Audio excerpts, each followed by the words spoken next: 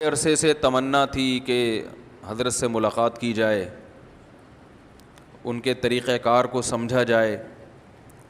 تو انڈیا اور پاکستان سوکنے ہیں، دو سوکنوں کو ایک گھر میں رکھو تو وہ تو رہ لیں گی مگر پھر آپ نہیں رہ سکتے. رہنا چاہتے ہو تو ہیلمٹ پہن کے رہ سکتے ہو، آپ تو ہیلمٹ پہنو گھر میں داخل ہو. سمجھ رہے ہیں؟ ہیلمٹ کا جو مقصد ہے نا، صرف بائک پہ زخمی ہونے سے نہیں بچاتا ہے. 4 شادیوں والوں کے لیے بھی ہیلمٹ بے انتہا ضروری ہے، حقیقت ہے یہ. تو انڈیا اور پاکستان آپ کو پتہ ہے کہ جمع نہیں ہوتے، لیکن عوام ایک دوسرے سے بہرحال محبت کرتی ہے.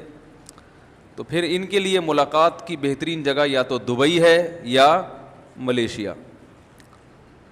تو ملیشیا میں حضرت نے ایک تربیتی اجتماع کا پروگرام رکھا، غیر مسلموں میں کیسے تبلیغ کی جاتی ہے. تو پھر ہم نے کہا یہ تو بہت اچھی ایک ورک شاپ ہے باقاعدہ 3 دن کی، تو اس میں شرکت بھی ہو جائے گی، حضرت سے ملاقات بھی ہو جائے گی.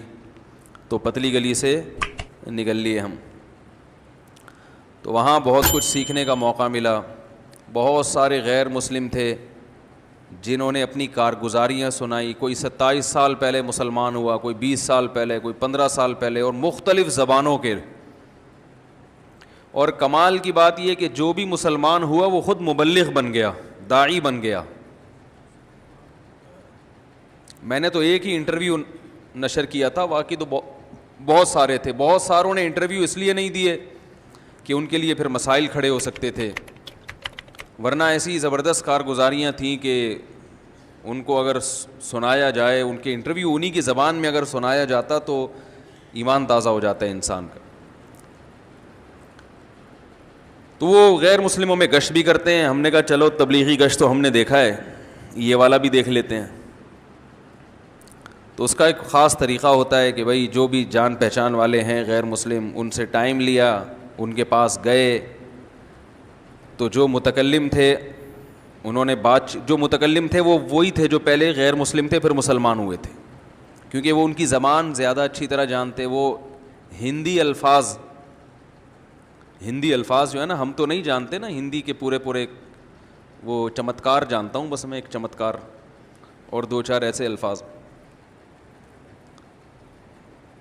تو وہ جب انہی کی زبان میں بات کرتے ہیں تو ایک طبیعت مائل ہوتی ہے کہ یار یہ تو ایک سکھ تھے جو مسلمان ہوئے. انہوں نے بتایا کہ میں جب سکھوں میں تبلیغ کے لیے گیا تو میں نے انہی کے ساری ٹرم استعمال کی، تو وہ حیران ہو گئے کہ یہ حلیہ تو تمہارا مسلمانوں جیسا لگ رہا ہے اور بات چیت بالکل ہماری. تو بات سننے کے لیے تیار ہوتا ہے انسان.